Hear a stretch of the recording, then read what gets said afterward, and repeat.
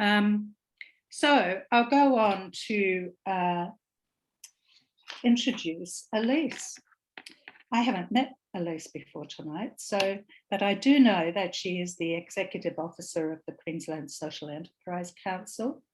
And I've got a little blurb here, but I looked Elise up online and found she did creative industries and has done an amazing number of things since in the public, private and not-for-profit sectors, in senior management roles in education, arts, communications and marketing. And she was the co-founder of a community benefit and co-working space in Redland City called The Red Place, which serves some 20 local startups and social business initiatives. And this was the home for dozens of community building organisations over the 6 years it operated in the CBD of Cleveland. So welcome, Elise, and I'm really looking forward to hearing more about QSEC and the social enterprise sector, but also the opportunities that are currently available for people in that area. Thanks so much, Anne. And I have to also acknowledge that Paul Bishop, my partner, my life partner, and also the other co-founder for the Red Place from Redland City is with us here today too. So hi, Paul. We were really thrilled to have that particular initiative born out of a whole bunch of community development practice that I had done through Redland City Council, as well as Paul through his work as a Redland City councillor. Elected representative. So it was a terrific amount of work and community development practice in action through a business model, which was exciting, and my first foray into social enterprise as well. And I'm standing here on Quandamooka country, very blessed to be here on this country. And at QSEC, we often actually start any presentation that we do with acknowledgement, not just to the Quandamooka people, but also First Nations people around the globe, because social enterprise is a business operations, but it's really very much born out of the first principles that Indigenous businesses used to trade well before any of us thought of the term social enterprise. So the spirit of reciprocity and the spirit of connection to land and country, making sure that people are well supported at every level of their journey, no matter where they're at, and including a whole bunch of different diverse needs from their communities. So we always tend to sort of pay tribute to First Nations people across the globe in that way. Thank you very much for inviting me here today. I am an old community development worker at heart, working in cultural community development in Redland City. So I'm delighted to be in peer company and a refugee from the arts sector, actually, in arts practice. So really delighted to be here. And yes, I am heading up the Queensland Social Enterprise Council currently. I'm going to see if I can get my tech to work and share my screen and see if we can take you on a little bit of a journey of what QSEC is and also social enterprise. And Richard is our president of QSEC, and he's also works out of the Nunda Co-op and is a founder of QSEC actually. So we're delighted to have him sharing this platform with us. Do you want to say hello, Richard? Yeah, I'll introduce my partner in crime here, Bernard. Look, I'd like just to add something briefly to that, is that QSEC actually came out of a community development process, which was led, well, like a number of people with community work in their title or background who were running social enterprises, and people with strong, place-based processes like Food Connect, which I think are do very much do community development, started that as a mutual support group and an attempt to build a member governed body, democratic member governed body. So it really comes out of Queensland community development practice. Yeah, so I might, sorry, I've got a frog in my throat. I'll try and get my screen up.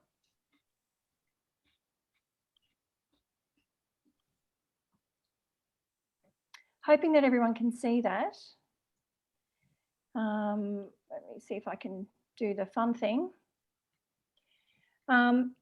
So Bill Drayton, founder and chairman of Ashoka, a very a fine organisation, says that, here's my advice. The first step to becoming a change maker, the only secure job going forward, is to give oneself permission to ignore politely, of course, all that say don't do it, because that's what social enterprises really challenge themselves to do. There's a lot of naysayers out there and people who say don't do it, but really to put yourself in that position of giving and growing is one of the most empowering places to start from.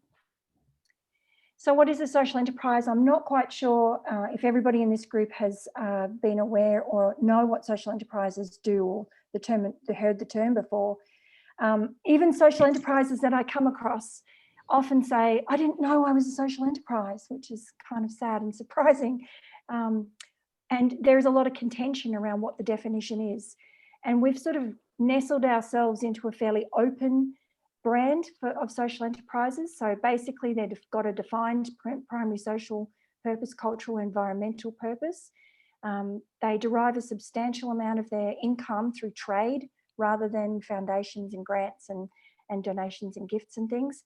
And there is this 50% kind of notion out there, but we sort of say you can be working toward that as well, to reinvest about 50% or so of your annual profits toward achieving your social purpose.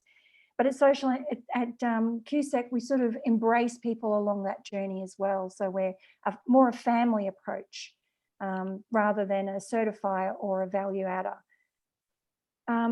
We often refer to the Sustainable Development Goals, and I'm sure being in community development, you are all very aware of this.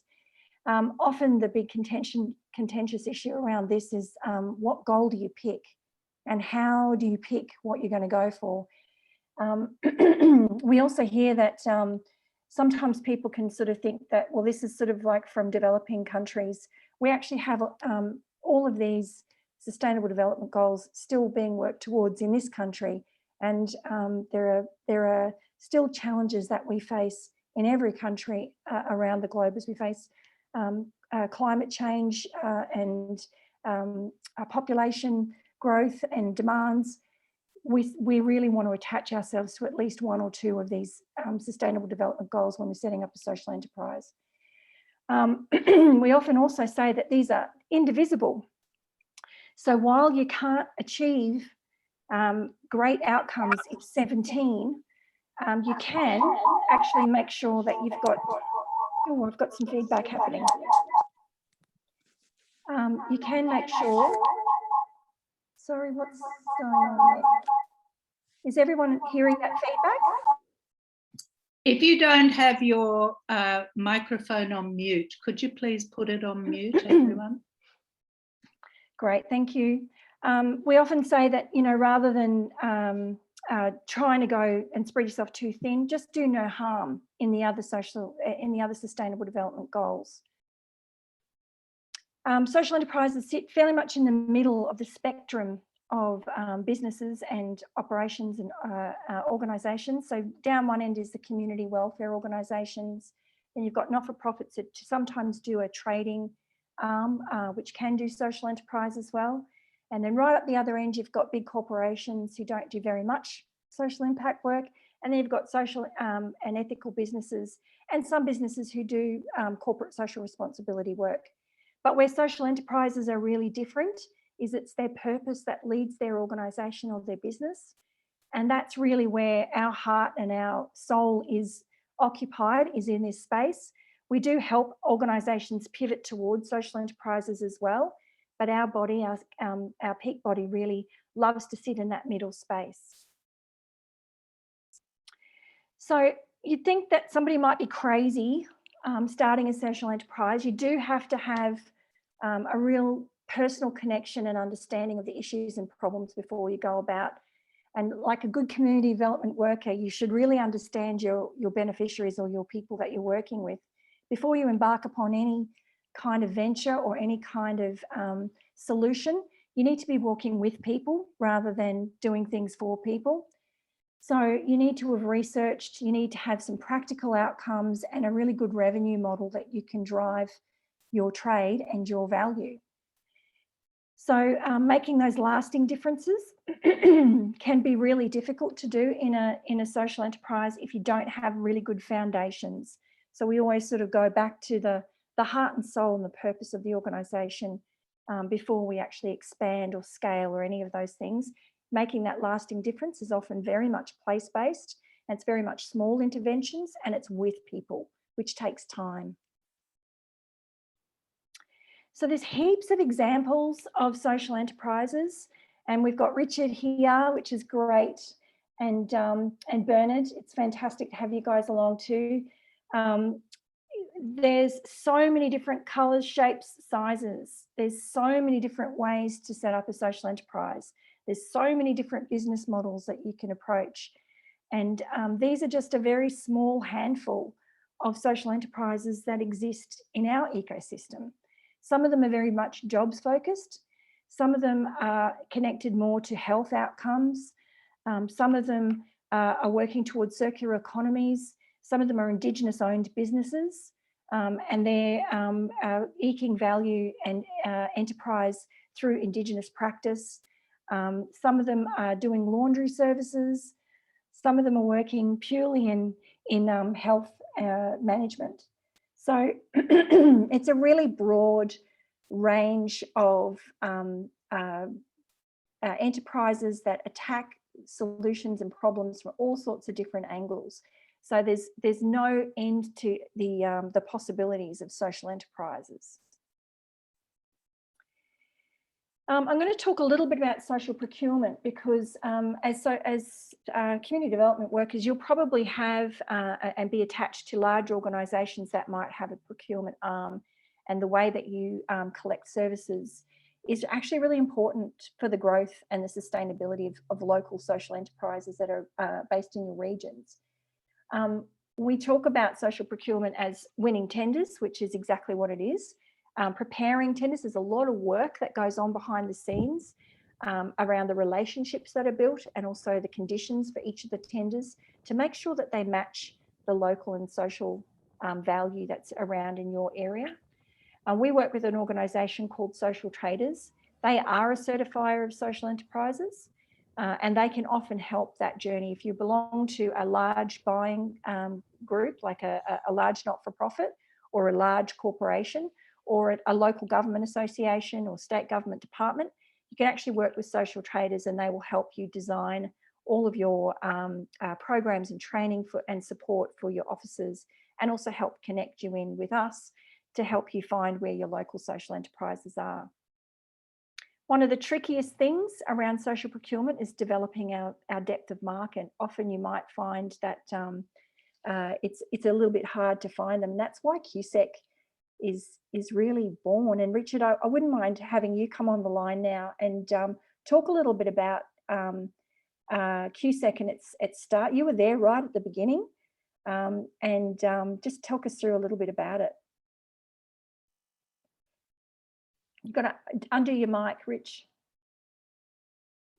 Unmute your mic, Richard.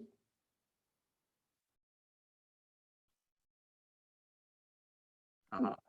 Yay. We're back with you online.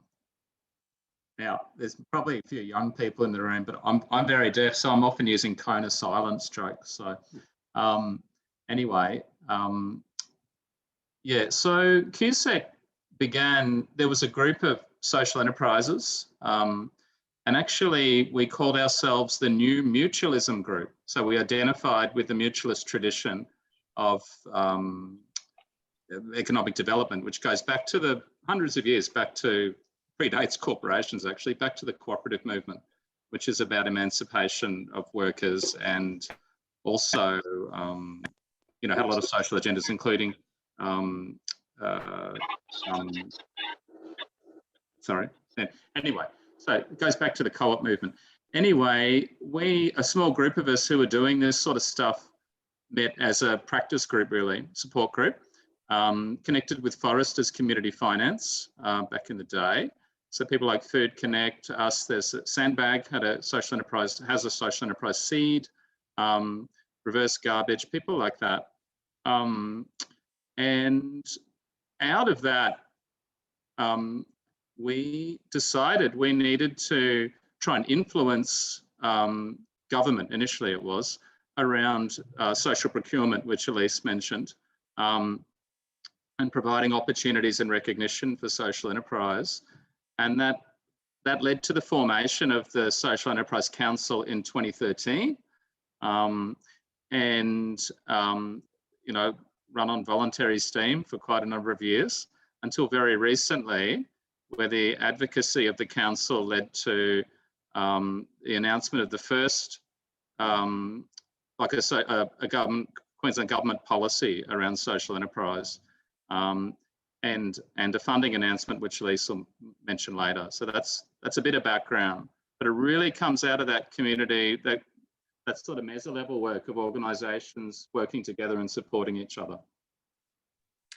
Absolutely. So, and we maintain that now. We're transitioning to a company limited by guarantee, and people kind of often ask, well, you know, how does that fit with the cooperative nature of a membership organisation?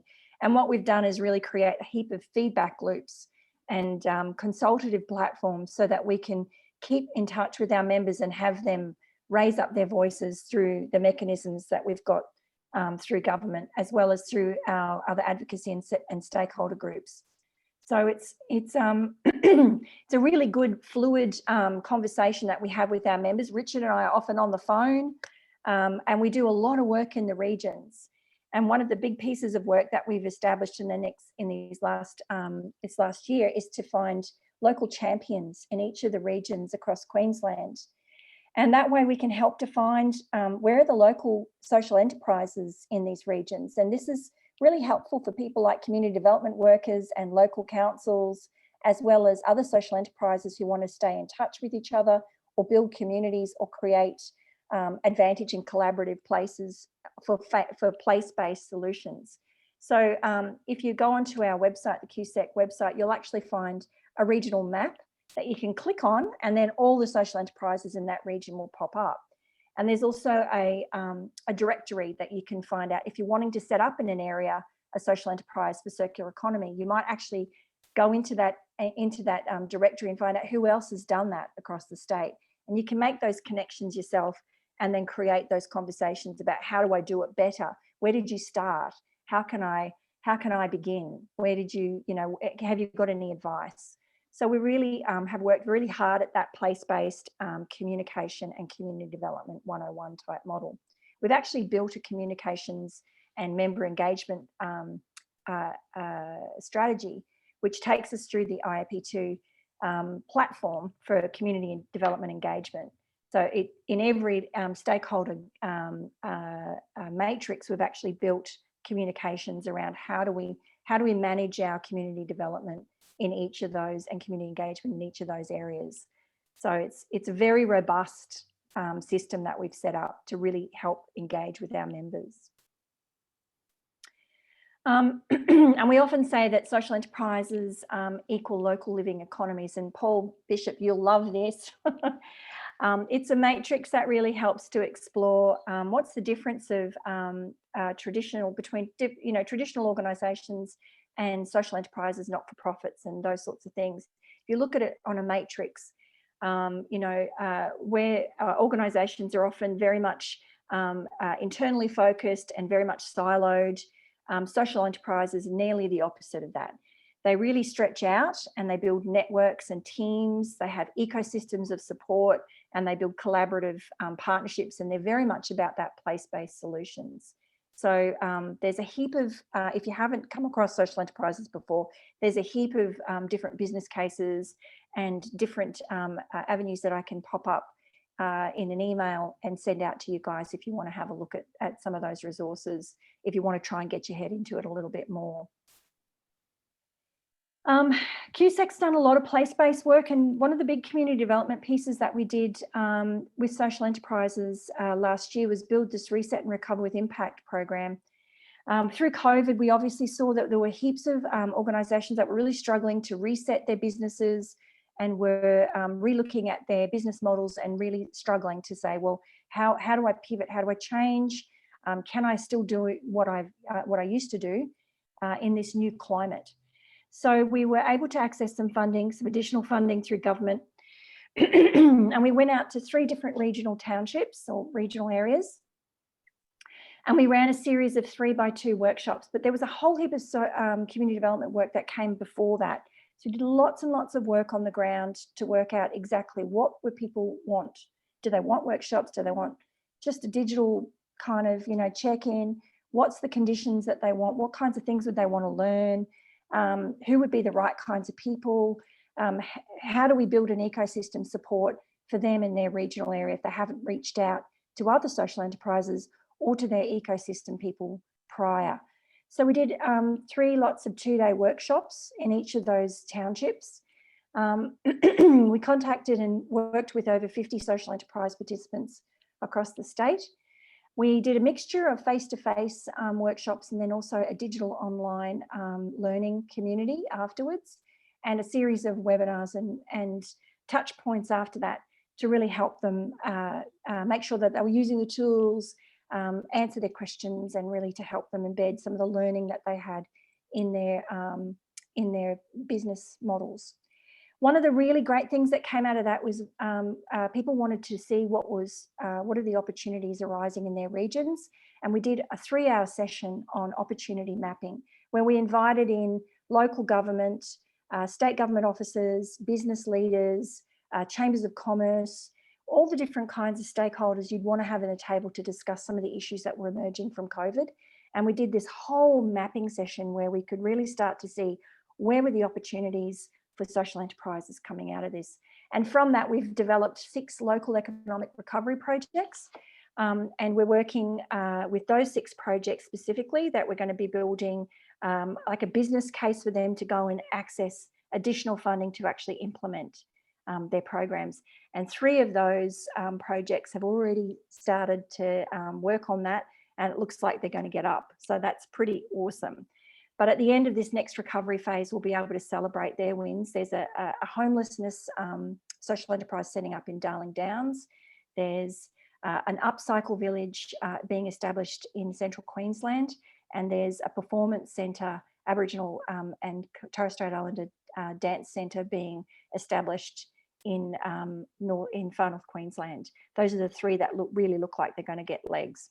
So we're very excited about that particular project, and the community development approach in that instance has really helped to embed the solutions right where it's required in that place.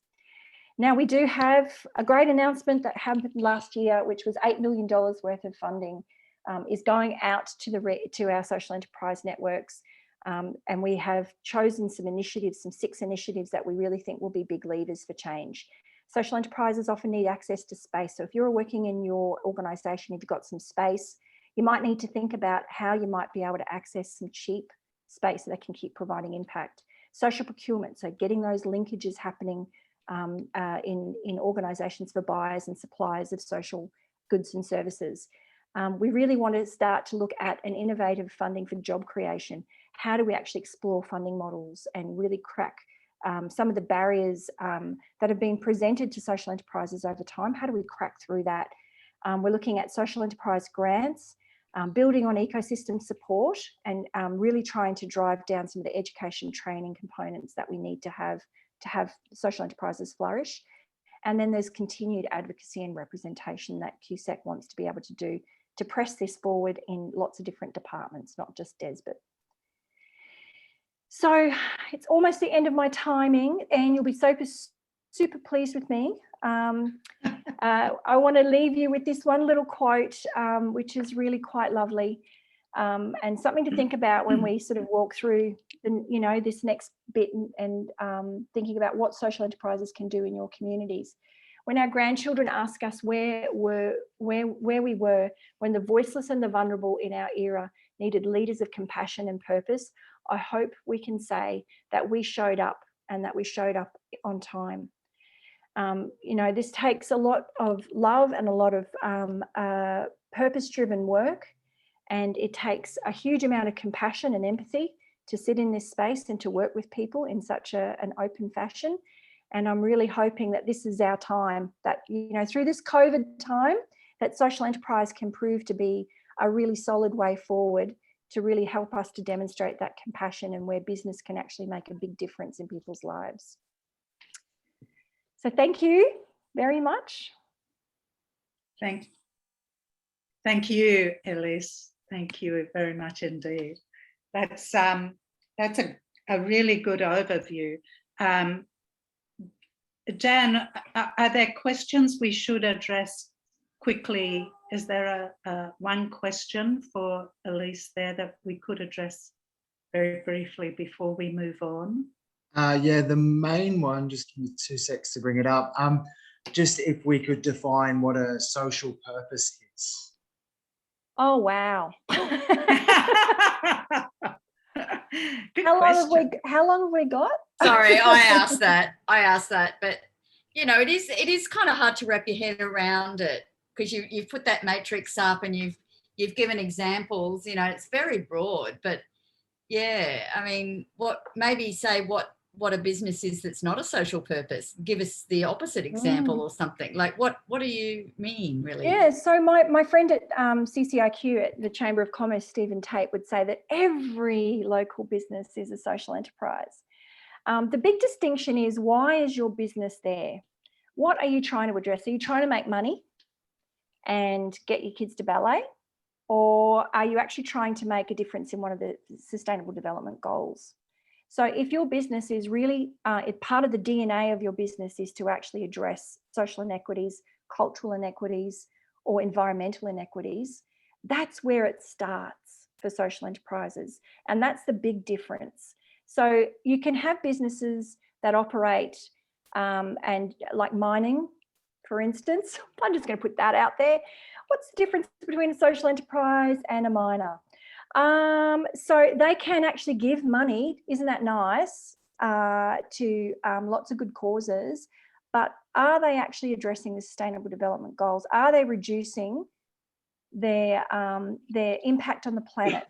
Are they improving the relationships between communities on the ground? Are they not blowing up Indigenous sites? So that's the biggest difference. I can probably make that distinction for you. Businesses that operate for love, like a yoga clinic, isn't that nice? They're actually just there to provide a lovely service for people and make some money. That's great, but it's not changing and impacting on that Sustainable Development Goal platform. So that's where the difference is. If a yoga centre set up and said, okay, we're going to be giving a whole group of people who wouldn't normally have access to this sort of stuff for free. Every time that you come to yoga, you're going to be providing a place for X amount of people. That is a social enterprise. But just having a business and making everybody feel good is not really a social enterprise. It's a good business, but it's not going beyond business as usual. Thank you for that. Yeah, I sort of get that now. And the 50% thing, could you just explain that too? What did you mean by that exactly, compared to, say, an average business? So an average business, you make your money. You've got a profit, which is awesome. You've paid all your people, and if you're winning, you buy a next Lamborghini. That's awesome. Whereas a social enterprise would go, great, I've paid my people, I've paid all my bills, I've got my profit, and now roughly half of it, crazy, I'm actually going to give it back to the purpose that I was set up to do. So I'm actually making money in order to change the world. I'm not making money just to buy my next Lamborghini. I actually want to make a difference. And so for us, 50% is very movable as our organisation. So we say roughly 50%. We would like that to be an aspirational figure, because we know that some people will need to put more money into their setup, particularly before they can get to that level where they're actually, providing profit, a profit bandwidth. So thanks so much. Yeah, they're really good answers. But Elise, does QSEC ever say to an applicant for membership, well, no, you're not a social enterprise? Oh, this is so good. You guys are great. We do have a membership committee. What we do really briefly is we look, every applicant that comes to us, we have a look at their website. And if they're on their website, they say very much, this organisation is about changing the world. And these are the sustainable development goals that we're working towards. And we are really committed to doing X, Y, and Z. And here's the impact we're creating. We go, absolutely, you're in. If they go, we're a nice business and we're going to be, giving back $1 of every thing to a certain cause, to a foundation, but we don't really track or map the impact. We're not really interested or invested. We go, hello, would you like to be an associate member, and we'll help teach you a little bit more about what social enterprises are? You'd like to be the associate member? Excellent. So we actually have a pathway for them to come and join us and learn more about how they can improve their impact story and how they can actually make a bit more of a difference in the world. But we don't go into their books. We don't measure 50%. We just work with people where they're at. Transformation. Transformation, absolutely, all the way. Okay, great, thank you.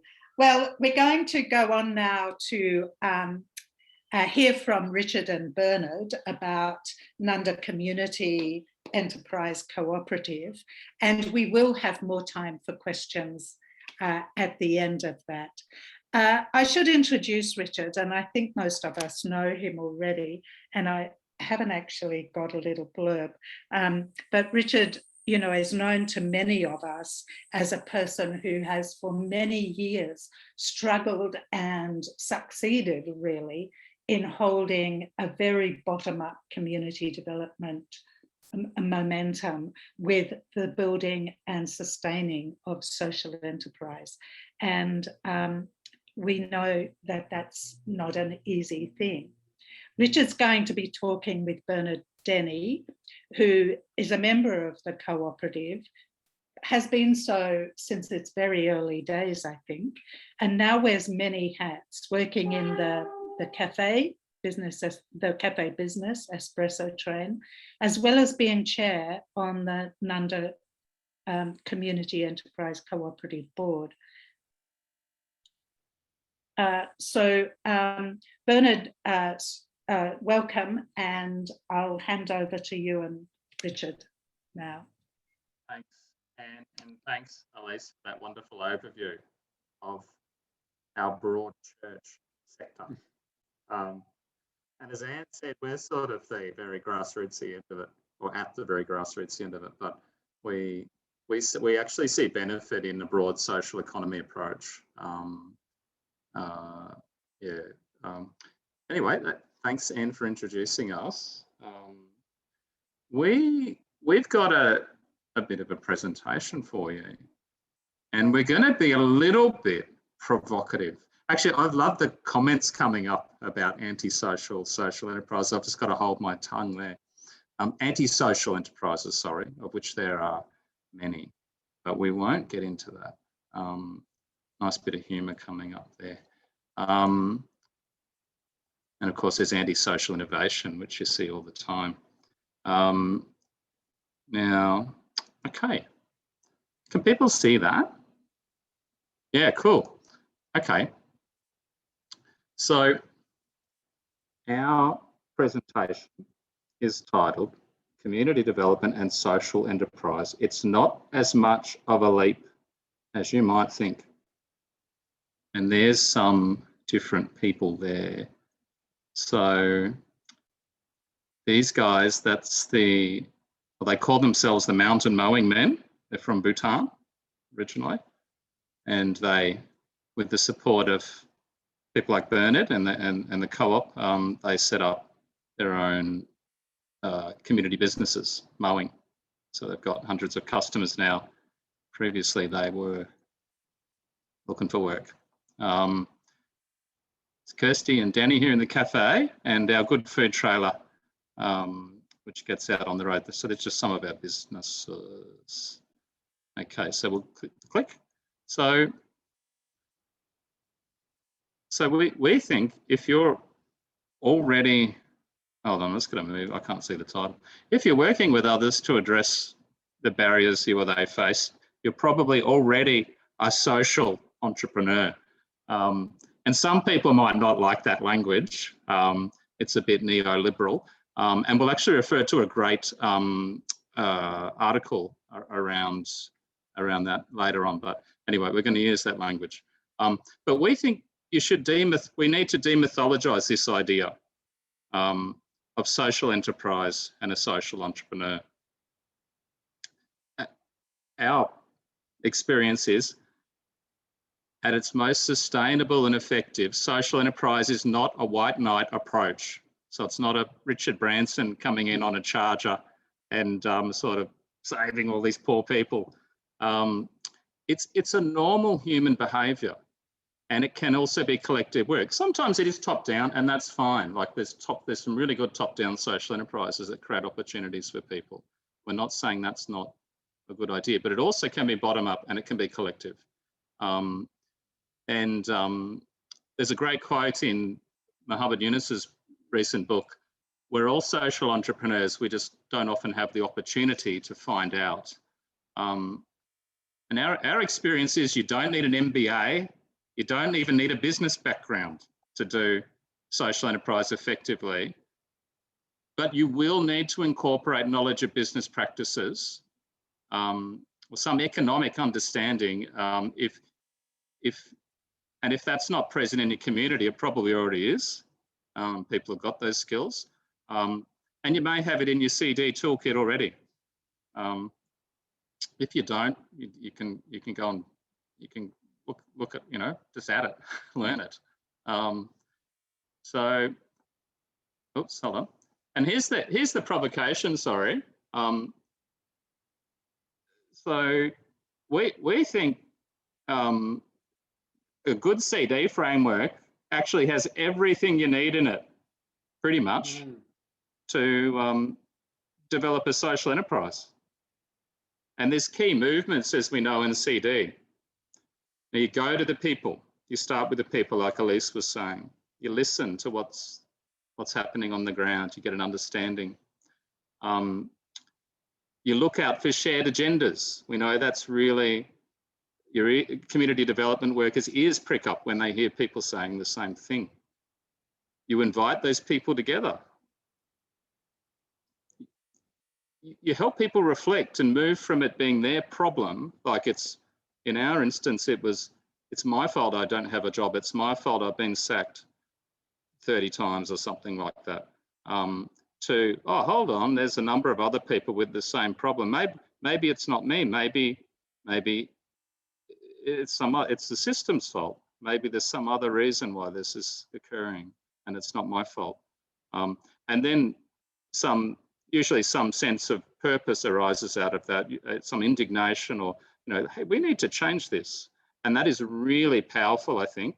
That's gold in community-based social enterprise. And then as a good development worker, you'll support this group of people to build their capacity. So we use Connie Ben's framework, building knowledge, building relationships, building resources, building decision-making. So helping the group do those things. And then you just go and find the tools you need to help people to build their capacity as a community enterprise. So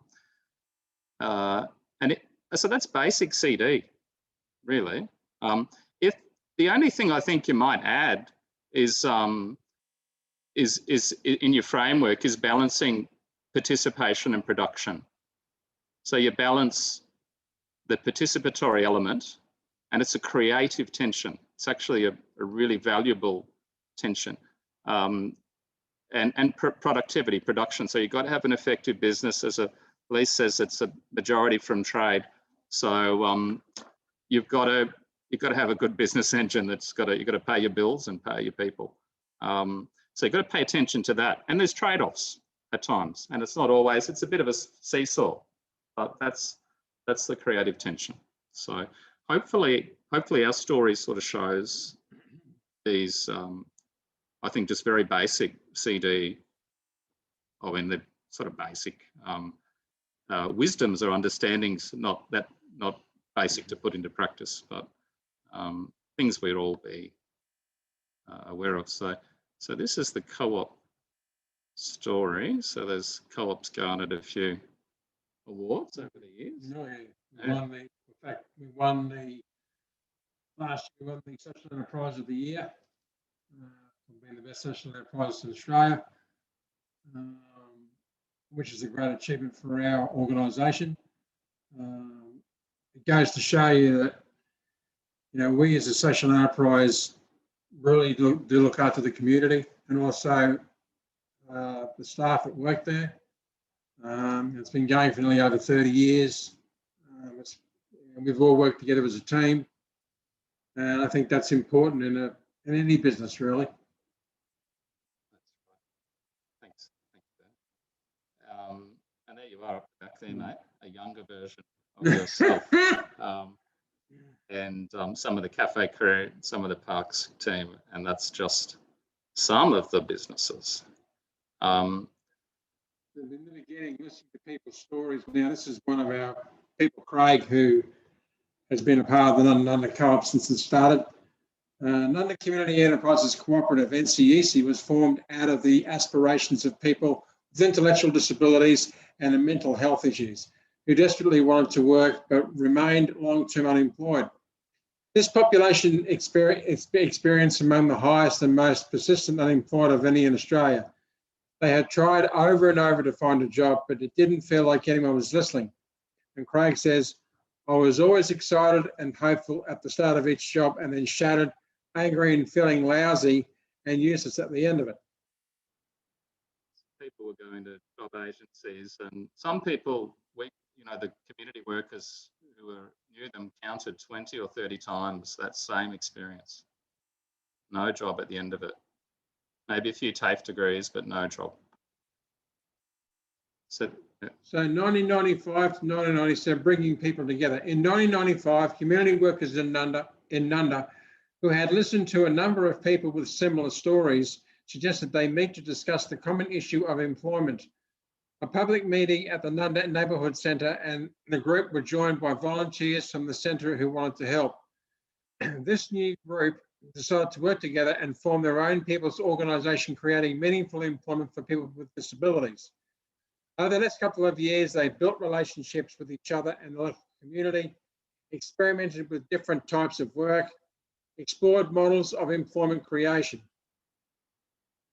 And we had a few failures during this time. We tried some stuff that didn't work. A lot of, but we had a core issue we wanted to solve. Foundation experiment 1998. In 1998, the 8 people from this group decided to form their own workers' co-op and social enterprise, the first of its type in Australia. A co-op is a type of organisation set up around the needs of members and controlled by them. This model spoke to a group who had so often been in a position of having things done to them by others.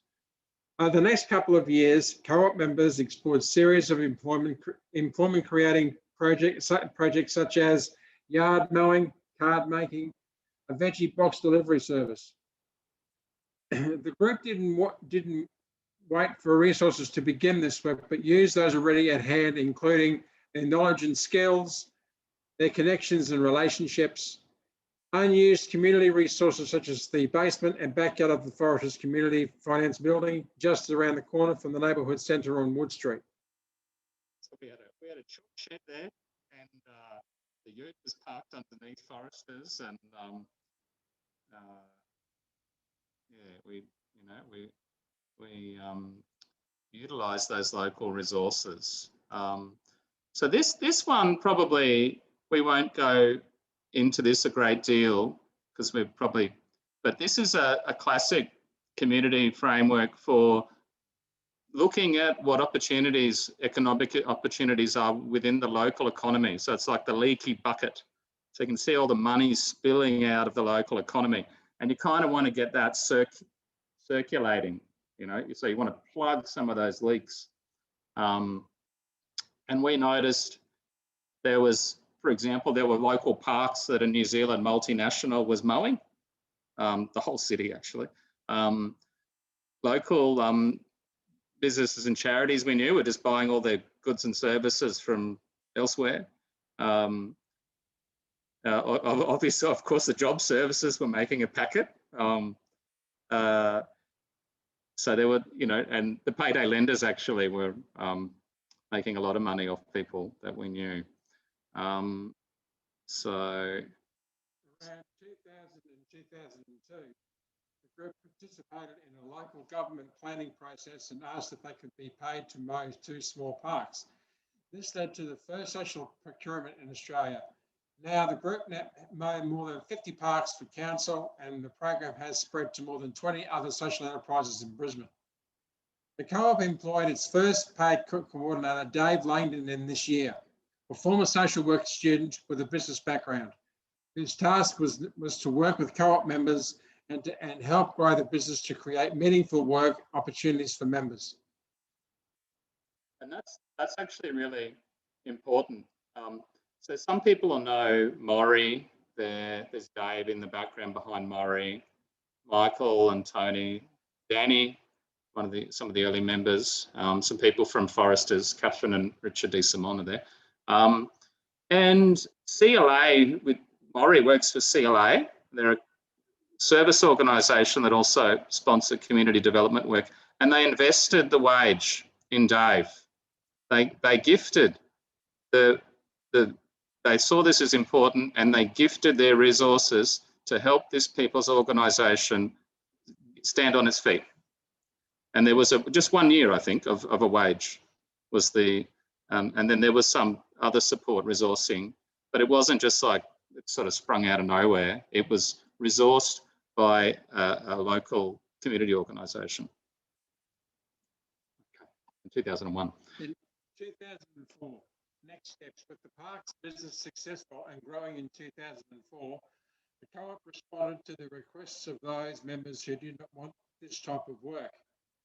After some deliberation, co-op members chose to open a new business, Australia's first social enterprise cafe, Espresso Train Cafe and Catering.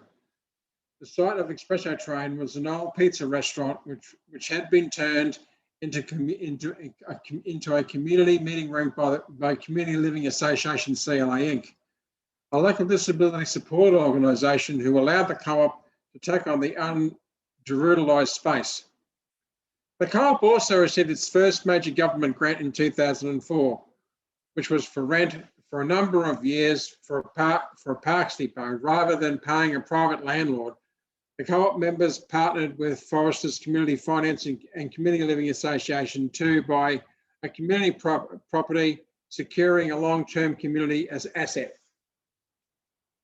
So that's just being clever with money. We've worked with our partner organisations to help buy a community asset rather than just pay it to a private landlord. So that's, you know, good community asset development. There's the cafe. Cafe, and so some of the food and there's the cafe crew. 2005, yeah. Participation and production, defining social enterprise. In 2005, the co-op started to document what it knew and build relationships with other communities on the same journey. The co-op's first publication was its story and framework, participation and production, a resource for community enterprise.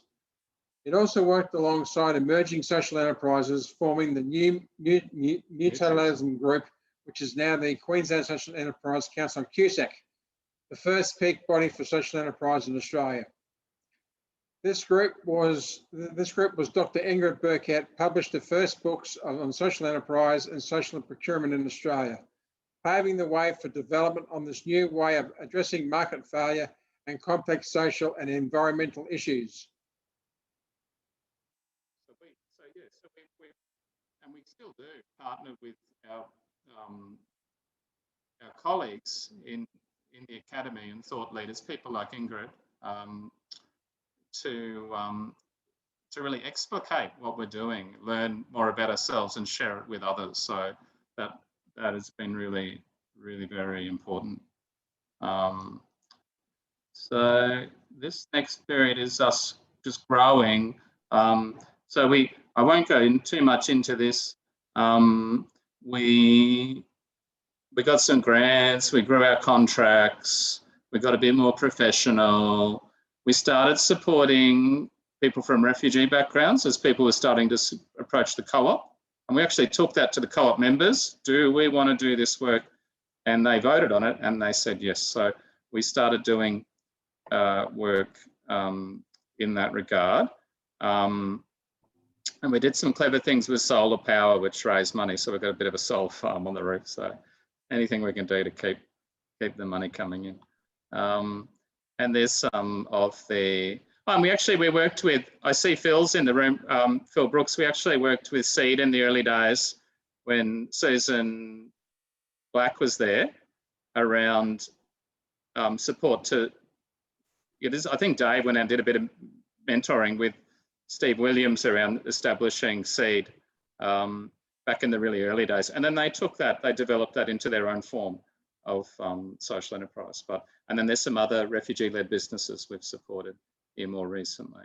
So it's just an example of that working. It's, for us, we call it horizontal scaling. It's not, we do a bit of vertical scaling. We've certainly grown. We're probably about $1.3 million turnover now. We probably started with a $2,000 turnover or something. But then we don't want to grow too big. We actually want to grow out and actually, in a generative way, like support other people to do what we've done and not actually have to own that, but support it through things like QSEC. So this is what we talked about before. This is a sort of operating framework, which is very simple, or an aspect of it. So we don't need to go too much more into that, but just balancing those two elements is critical to a social enterprise. And often that's something we don't have knowledge of as community workers, or if we come from a very grants funding sort of space,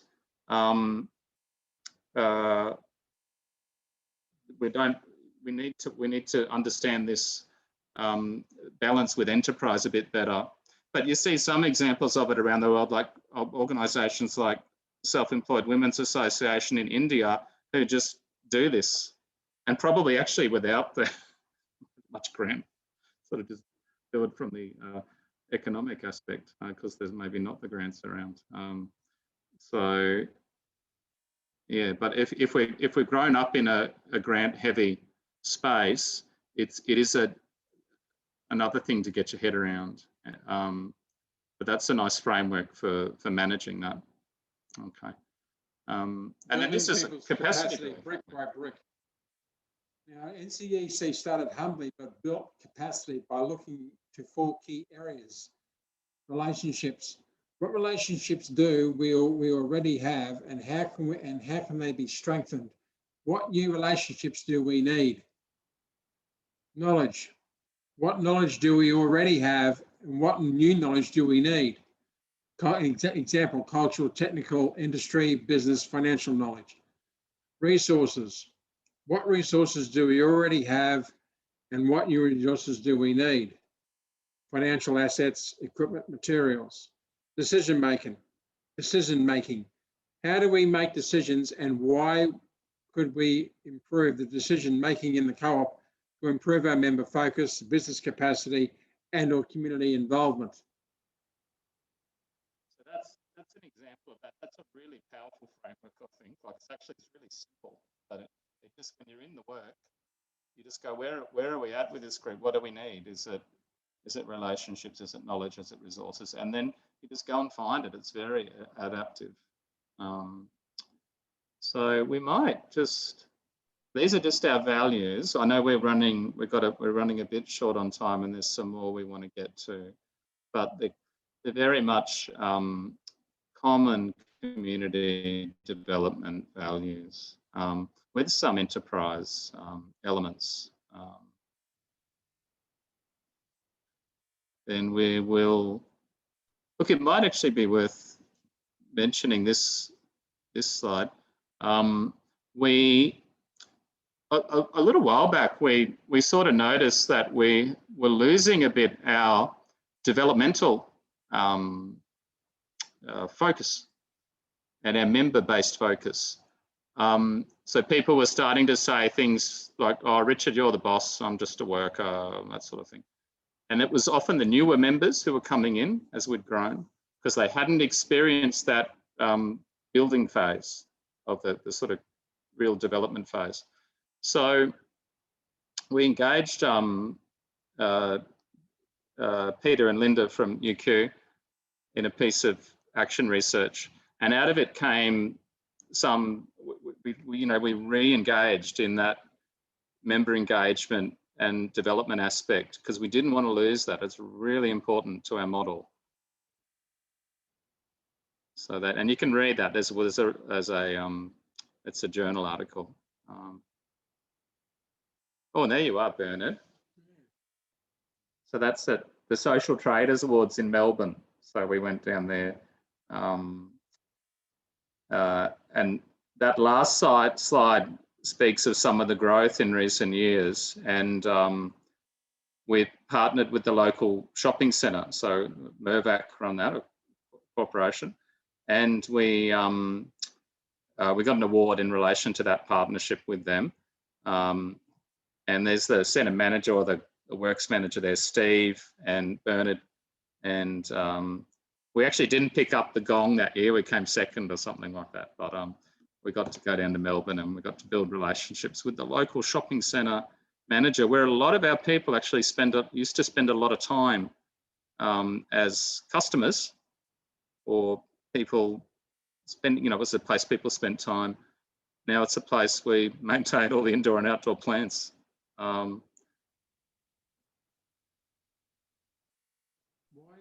community enterprise? The majority of NCEC members had made repeated attempts to gain supported or open employment in the past without success.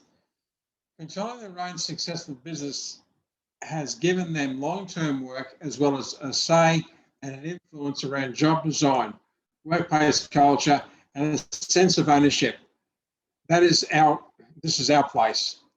There's been a fundamental from customer or recipient to participant and producer. So Bernard, could I ask you a question? Whose co-op is it? It's the members. It's run by the members, for the members and by the members. So people often say that. We're actually on a webinar the other day, and someone who probably doesn't have a lot of roles in their life where they're actually someone who is a participant or producer. It was just music to my ears. We were telling this story of the early days of the co-op, and she said, I helped start this co-op. And that, that's really just gold when, the 99% of the roles in your life are, I get help from X, or, I received something from somebody, but not, I actually did this, I achieved this, this is ours. It's a really fundamental shift for people. NCEC members report a significant improvements in health, well-being, and due to having a valued role, meaningful use of time, improved personal finances, a sense of ownership. From the original 8, there are 38 worker members in the co-op. Yeah, so that's yeah. Wow. Okay. It's as I said, it's really growing. So this was something we wrote around learnings for community workers. So hopefully we've got a couple of minutes left. I'll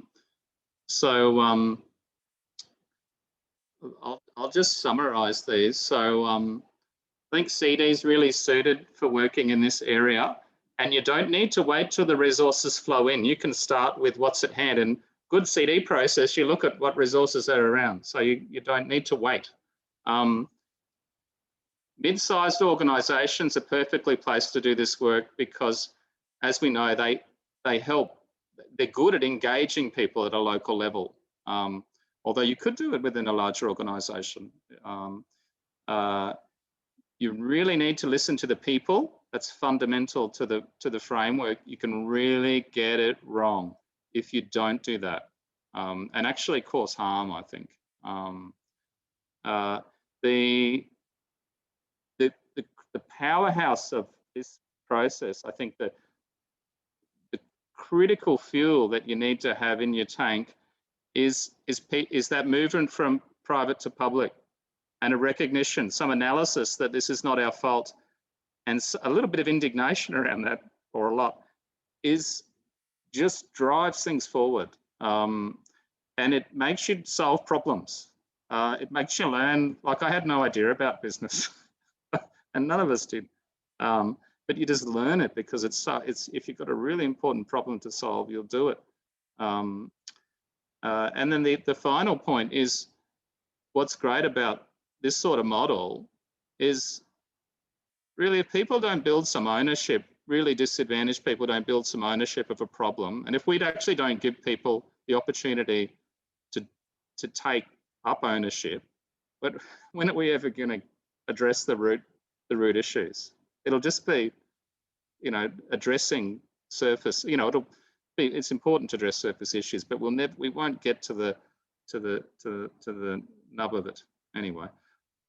So common features of successful community enterprises, grounded in agendas of a community, works in the cracks to mop up systematic failures, embedded in a network of supportive community partners, and engages with a wide range of local actors. Strong, clearly communicated partner relationships, often with a local service organisation and/or with a local institution in the form of an anchor contract. Blended income, a mix of traditional community org income with income from trading, is a hub of innovation, pioneering social and environmental practices that can enrich the mainstream. Jobs multiplier often punch above their weight to create more jobs and more sustainable ones.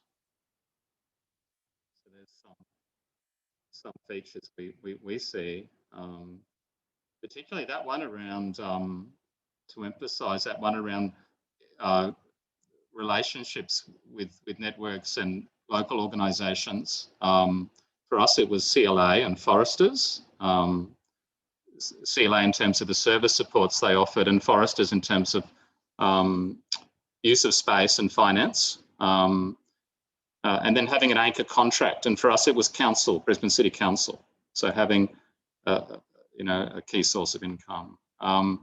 So, I think we won't go through all of this, but, just give it a go.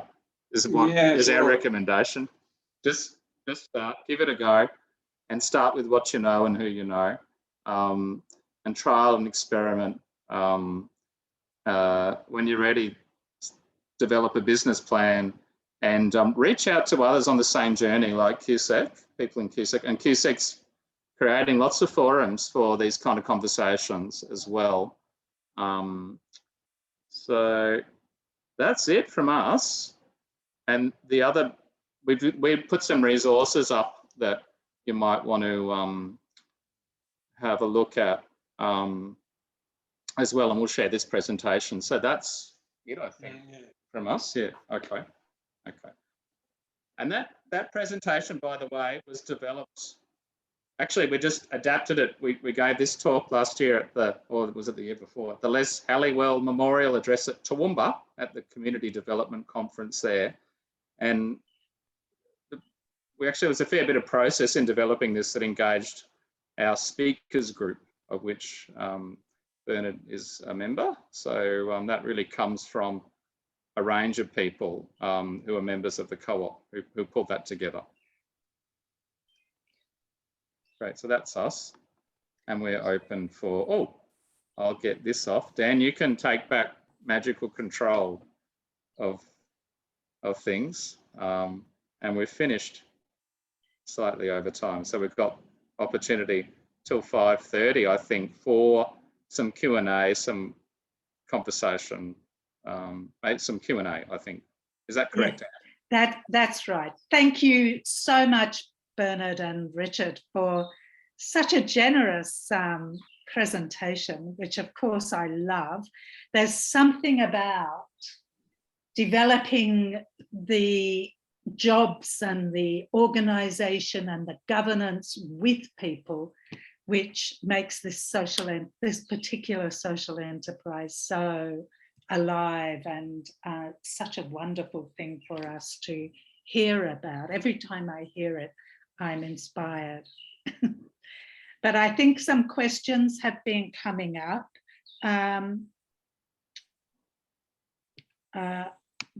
Dan, is there something particular that you want to refer to before we open it? We've only got a couple at the moment, so if people want to keep shooting them through. One is for Bernard and Richard, if they could, just sort of expand on what a people's organisation is. People's organisation is. Oh, okay. So that's community development lingo, but it's a wonderful term. So very briefly, so you've got a development organisation, right, or an organisation like, say, CLA in our example, but it could be the local neighbourhood centre, and there's a group of constituents or local people who come to the neighbourhood centre, and if they start to work together, that you refer to that as a people's organisation. Okay, this is an organisation that these people, so it could be a group, for example, that wants to take some action. And then, so that you work with that as that, you know, it's their organisation and you support its development rather than sort of taking it over as an arm of your organisation, if that makes sense. So you're supporting its development and helping it to build its capacity, and then eventually it may stay just as that sort of grouping as a people's organisation, but it might grow to become a more mature community organisation or something like that, if that makes sense. Richard, I just want to jump in and say that was wonderful. I haven't heard you do the whole thing about the Nunda Co-op before, so it was terrific. I knew about it, but just hearing that level of detail was amazing.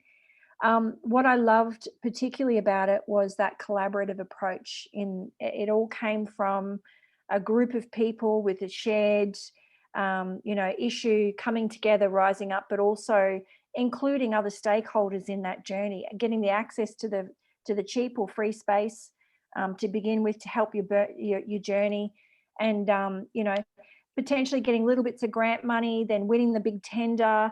There's a real process and a real a great catalytic movement that you've captured with your presentation, and you can see how the wheels turn when you start to get the people together. It starts from the people.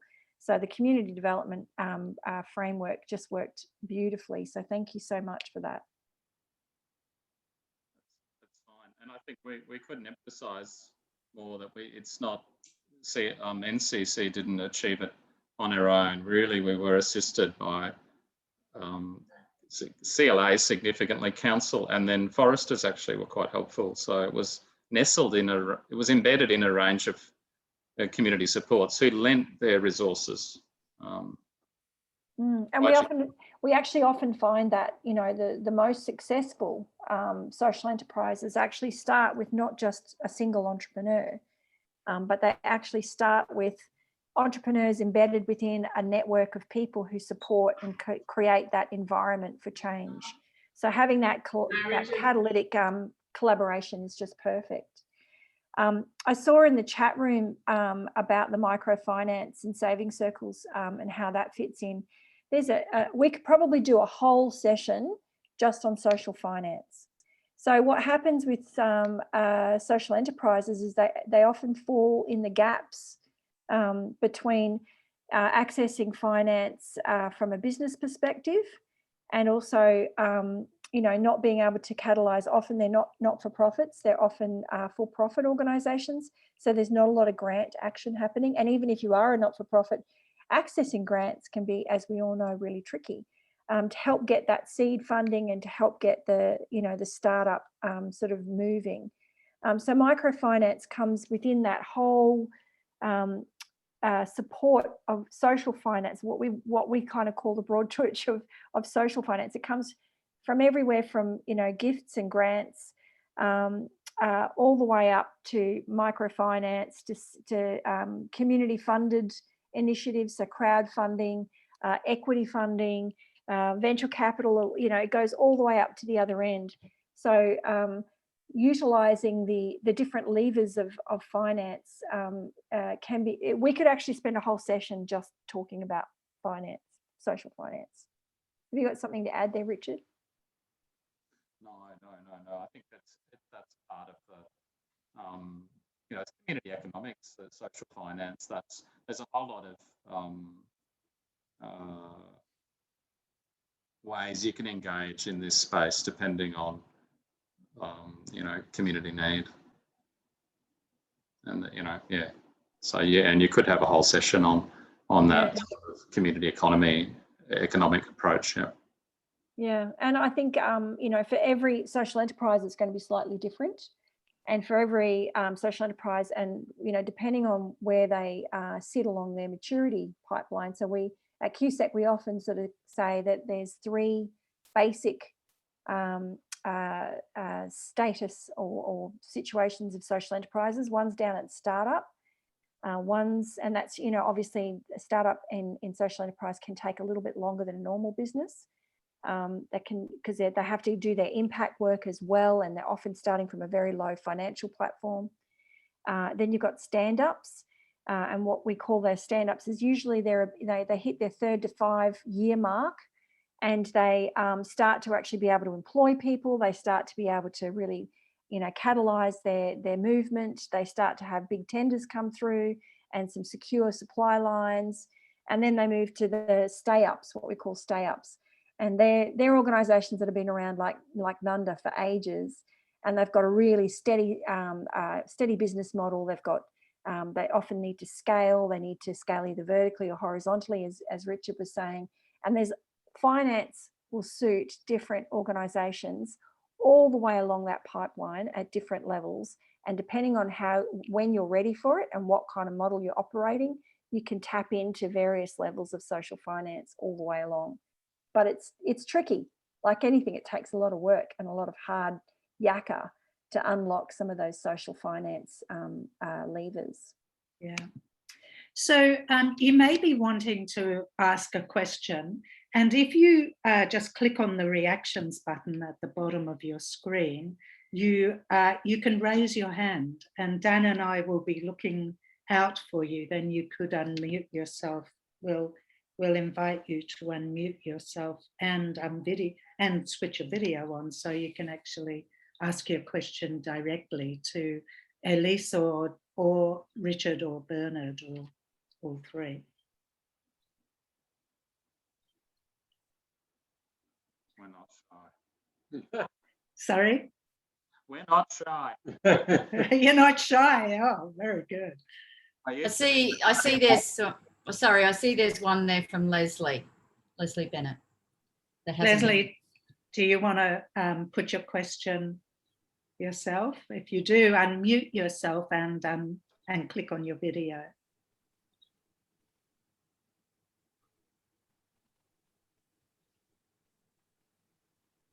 She may or may not still be on. Yeah. The question is, have you had to deal with conflicting priorities, and what processes have you applied and implemented? Thank you for that. Asking Richard. Oh, sorry, Leslie, there you are. No, that's fine. I've got my video off, but I just wanted to ask Richard whether, does the community, are they always in agreement, or have you had to deal with times when there's been disagreement, and how have you dealt with that? Yeah, that's a really good question. There's always, in terms of disagreement, has there been times where we've disagreed on things in the co-op? People have disagreed with each other? They've had differences of opinion. Sorry? They've had differences of opinion. Yeah. But I don't know whether they've actually disagreed or not. Yeah. I mean, sometimes as a worker, I find, so we have a board, the majority of the board members are people who are worker members, people who identify as having disabilities. And then there's some other people we bring in for their sort of expertise, business or whatnot. Now, sometimes you've actually got to,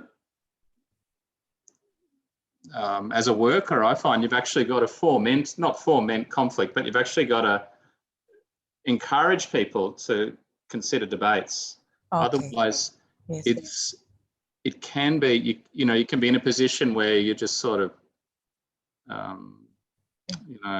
that's not happening. It's not good. Yeah. So, I mean, yeah, so that happens. So the other day I brought some idea to the board. This is a little example. Yes. And they disagreed with me, which I thought was great. Okay. We've got a veggie card out the front or something. It raises money. And I said we should give that to people who want to start up their own enterprises. The money from the plant card out the front. One of the members gets 70% and the co-op gets 30. So what do we do with the 30? I said we should give it to people as a grant. And the board members said, we've had bad experiences. They said it should be a loan, no interest loan. So they disagreed with me, which I thought was great. So I don't know, disagreements. I mean, there's always a lot of tensions in the work. You can't do everything.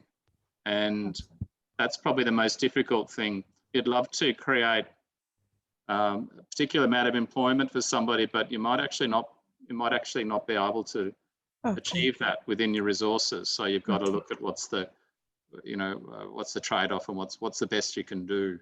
Okay. Yeah. Sure. Okay, thank you. Thanks for that, Richard. Thanks for sharing.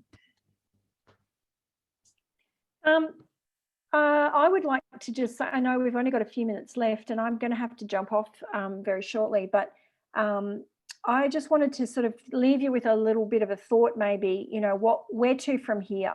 What's my next steps? How, like, you've got all this great information. What do I do with it? If you're a community development worker and you're working within local areas and you can see some issues and some opportunities that you've identified and you've got some people that you can reach out to, first step would be, who's here in this group? What are the synergies? What are our common goals? What are our energy points?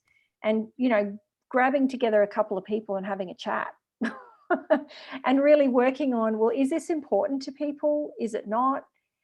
Floating the idea about social enterprise or an endeavour, getting people informed, going to, to search out for those stakeholders around you that might have a bit more knowledge. I mean, that framework that Richard put up with the resources, what was it again, Richard? I want to grab it and whack it on my wall. What's the knowledge that we need? What's the, what are those basic building blocks that we can lean on? What's here? What's at hand? What's the low-hanging fruit? And then the next steps is to really try and work through, well, where else can we take this? Is this actually got legs? How do we test it? So really taking those baby steps, getting connected with your networks, bringing people to the table, and sifting through what's real and what's not real. Then you've got great organisations like QSEC that have got heaps of resources, and organisations like Richard in our remit that you can reach out to. How did you do it? Can you help me? So there's plenty of help available, and it's just a matter of tapping into it. That's exactly right. And just flowing from that, I saw Tina just put up a question. Yeah, we're really interested, both, I think Elise at QSEC and us at the co-op, in participating in conversations around people developing social enterprise. So in individual conversations within our means, and then if there was a lot of interest in a group conversation around this, that I think that's something we could look at possibly through QSEC or through CD Queensland as a sort of you know, like a monthly catch up or something like that. We'd be open to something like that, but not just for just being part of the conversation, you know, a practice sharing sort of forum. That sounds great, Richard. It seems to me, am I being heard? Yeah, I'm not on mute. It seems to me that many people will want to be part of that. So is your email in the chat, or who would they contact to? Yeah, I can share my email, and I'd probably like to, I'll have a chat with Elise about it. It probably fits with QSEC, but I'm happy to sort of support it, and then we'll see where it goes. Yeah. Elise has put her email up, so maybe put yours yeah, up there's too. Elise's email, and Yeah. I'm happy Yeah. to share mine. Richard, the other thing I wanted to mention, I was actually on a great webinar the other day, the one that Tim put up, and it was by the Australian Association of Neighbourhood Houses held it, and there was a great presenter, Elise, what's his name, from Beechworth? Matt Fowlett. Yeah, from, is it ACRE? That's the ACRE. ACRE. Yeah. So really strong community development, regional community development approach. He was presenting on social enterprises, but then there were a lot of neighbourhood centres that are running social enterprises already. So it was great to hear those stories. So there's a conversation happening there, and I think it's something we should look at in Queensland, particularly as this funding will eventually be rolled out by the government, and then it'd be great if community organisations were in a position to be able to take up some of those opportunities, because other sectors will. It's not just for the community sector. It's you know, look, anyone who wants to start a social enterprise. But it'd be great if community sectors were ready with some projects or ideas to go with. Yeah, that's great. Richard and Bernard, I just had one question. The way Ananda Community Enterprise has set itself up, where people have so much input to governance and to decision making, and that's clearly very empowering. That, along with the jobs that are available, is very empowering for people.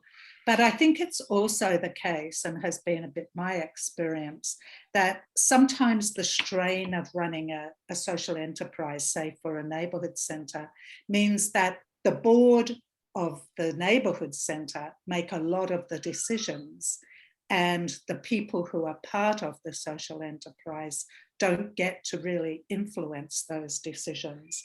And I wonder whether it's possible to pull that back, and you know, what you would think about the possibilities for rebuilding the people's organisation around an existing social enterprise. Right, I think that's a really interesting question, and you could you know, it's kind of horses for courses, like, and you could take it a number of ways, but you know, for us, it's actually, we've developed a separate partnered organisation that's sort of like a junior, I don't know, it's junior in size, and we have an MOU between the two, between CLA and NCC. So CLA is like the neighbourhood centre, and NCC is like the people's group. So you could, if you had one within a community organisation, the development work would probably be building the capacity of that social enterprise to split and maintain some, I mean, that's one way you could go, or you could look at doing that sort of internally somehow to give it more autonomy. Yeah. But that can be hard. So you know, like, you probably get someone in to do a bit of planning with you or something, but yeah, but that's all part. I mean, you can do anything you want, I think, as long as everyone agrees on it, and then you just come up with the best sort of model for what you want to achieve. If it's more ownership, then probably you've got to devolve the authority or hand it over. Yeah. Any other questions before we thank Richard and Bernard for this input?